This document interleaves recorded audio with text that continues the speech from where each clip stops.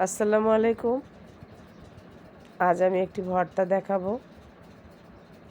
আশা করি সবার ভালো লাগবে।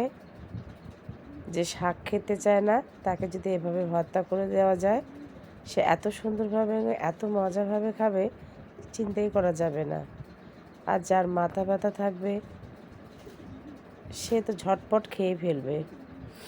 এখানে আমি কলমি শাক ব্যবহার করেছি ভর্তার জন্য। দেখেন, ঠিক কুচি কুচি করে এভাবে আমি শুকনো শুকনো করে সিদ্ধ করে নিয়েছি। হালকা একটু ভাপিয়ে দেব যাতে শাকের রঙটা সবুজে থেকে যায়। এখানে আমি রসুন ব্যবহার করেছি সিদ্ধ করার সময়, যাতে সিদ্ধ রসুনের মধ্যে যে একটা ঘ্রাণ থাকে সেটা খেতে খুবই ভালো লাগবে। এদিকে আমি পেঁয়াজ কাঁচায় রেখেছি, শুকনা মরিচ ভেজে নিয়েছি। দেখেন, ঠিক এভাবে আমি কাঁচা পেঁয়াজ রসুন কষলিয়ে নিয়েছি।